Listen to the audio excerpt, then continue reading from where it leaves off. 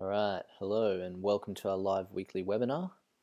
I just want to start by saying that regardless of where you're at with the program, whether you've been doing parts of it or most of it or none of it at all, I completely understand that everyone's on their unique individual journey, and I'm just very grateful just that you're here sharing this space with me so that I can have this opportunity to pilot this program.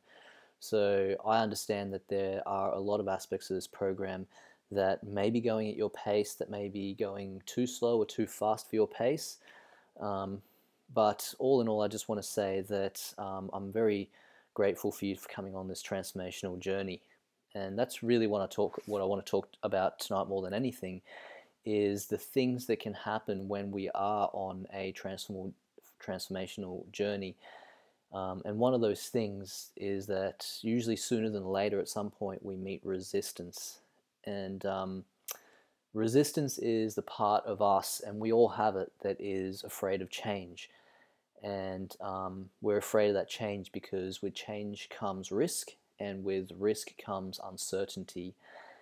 And that part of us that is resistant, that is afraid, often doesn't even know what we are afraid of.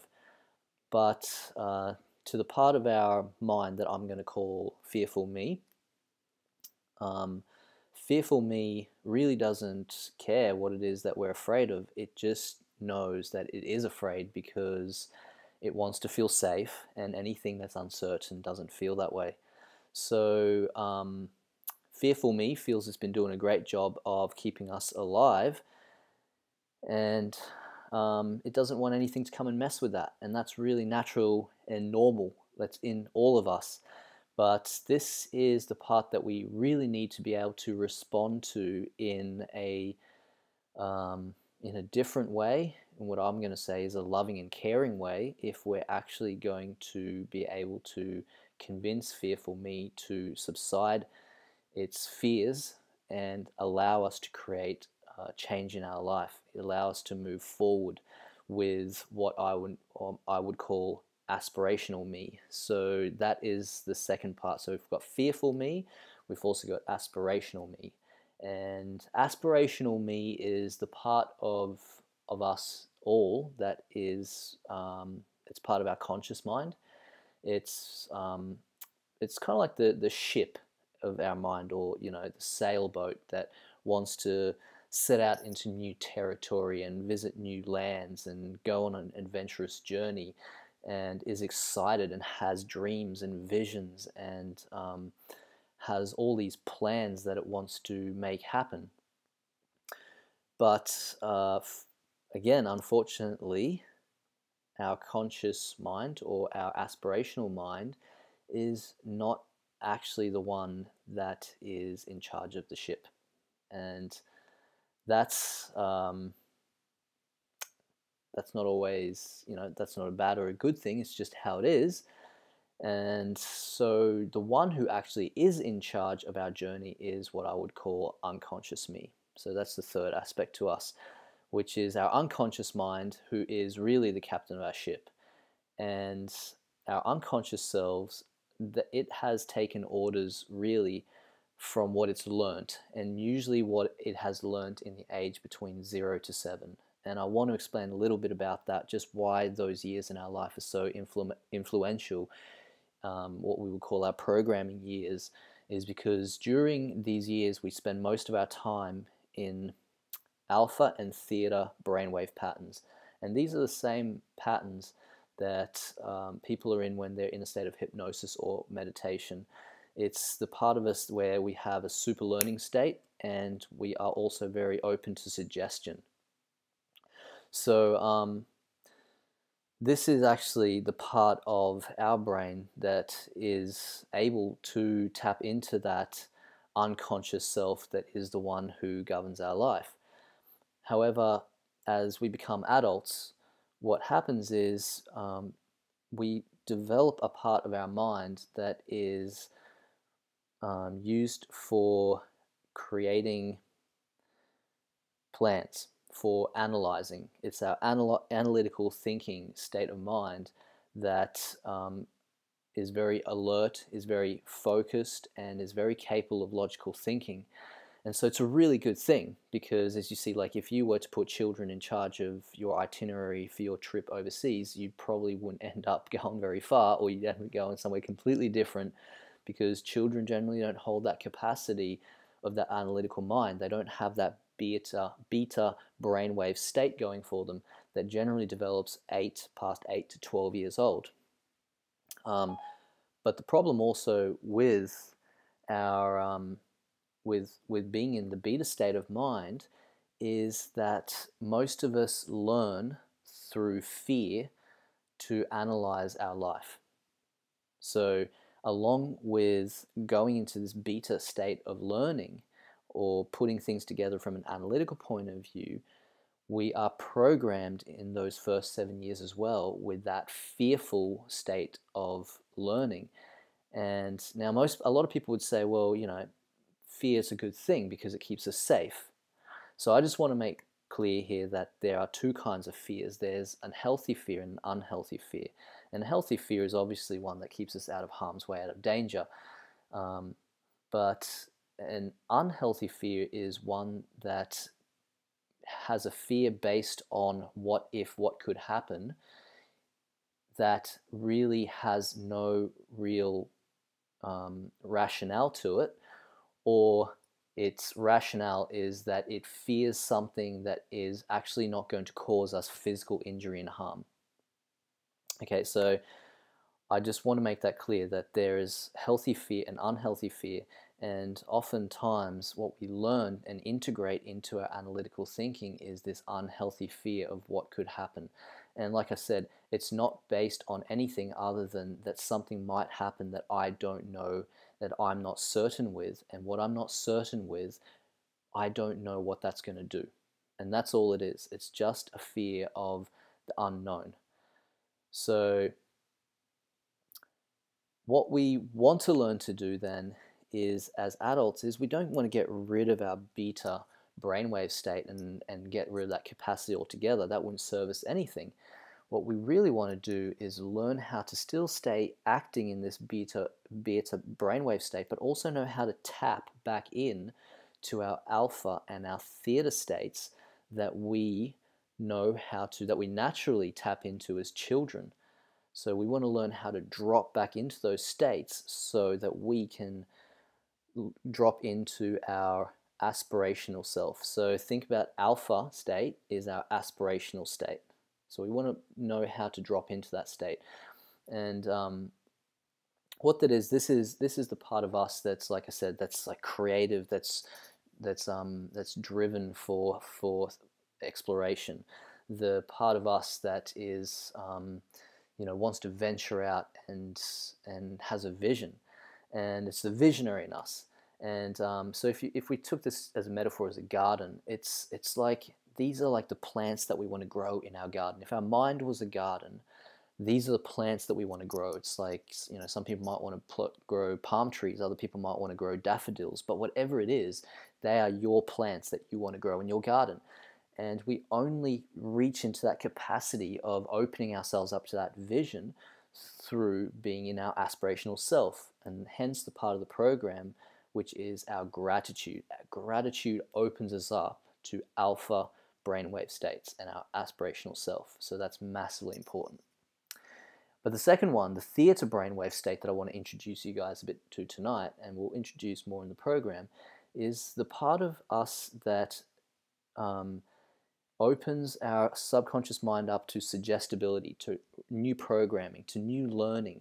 Because it's all good to be aspirational, but if we don't change the captain of our ship, our subconscious mind, then we're just going to keep running with the same old patterns. And this is what I would call the weeds of our garden.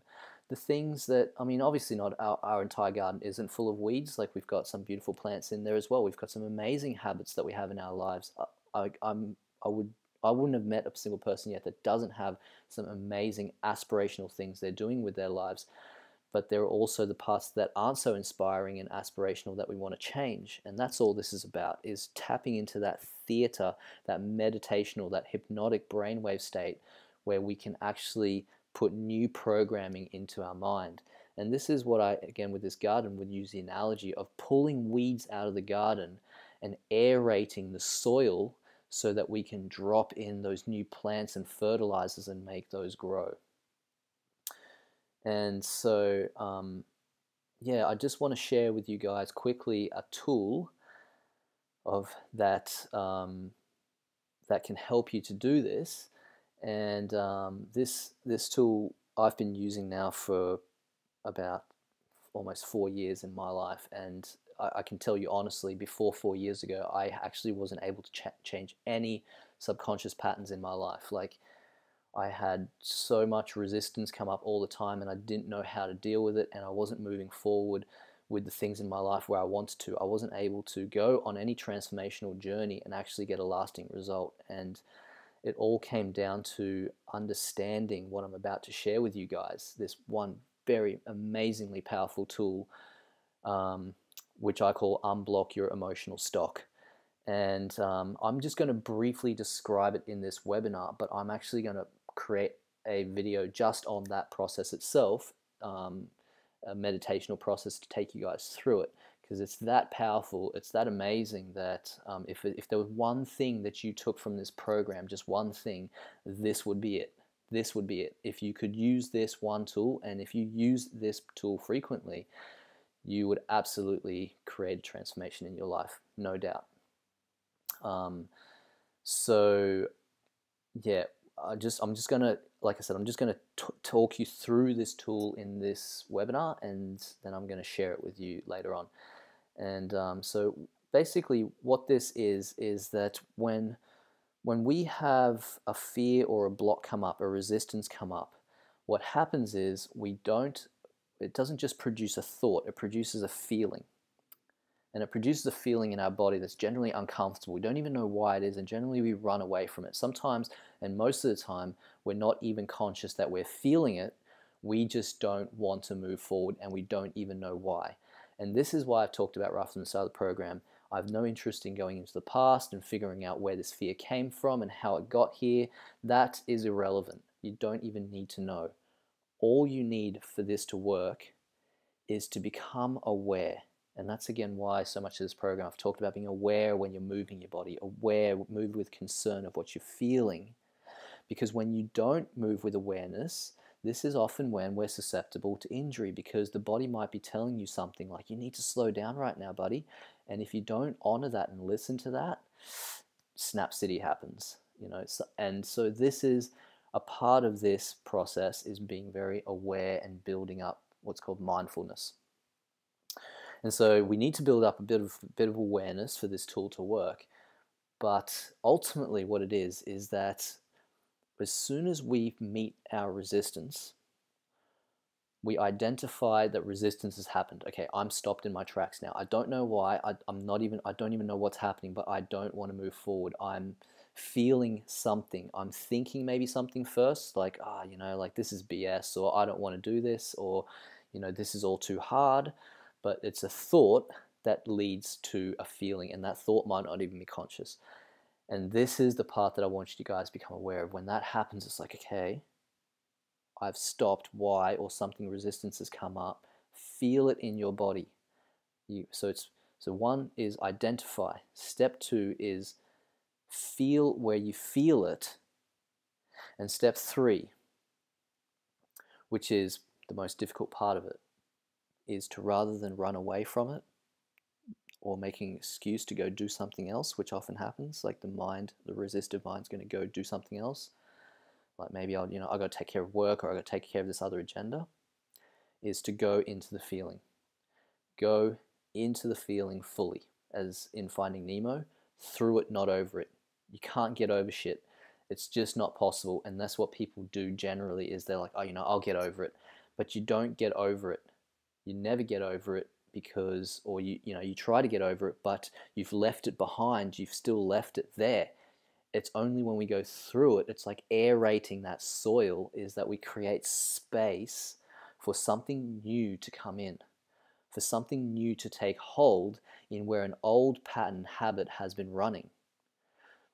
So it's like a captain that's, like he's on course, on aspirational course, and then he sees something that, that is an old resistive pattern, and he gets scared and he starts turning that ship the other way, starts turning it back into port. And what you're essentially doing is identifying when your captain is turning the ship. Hang on, because you're going to see it. Your ship is going to start moving back to port, and you're going to have to realize that that is resistance. I don't care what it looks like, how much you justify it. Your mind is going to justify it in the best way possible to you, but it is moving back to port. And your job this time is to, one, so now identify. Two, is to see what the captain is doing. Which way has he turned? As in, feel the feeling, feel into your captain.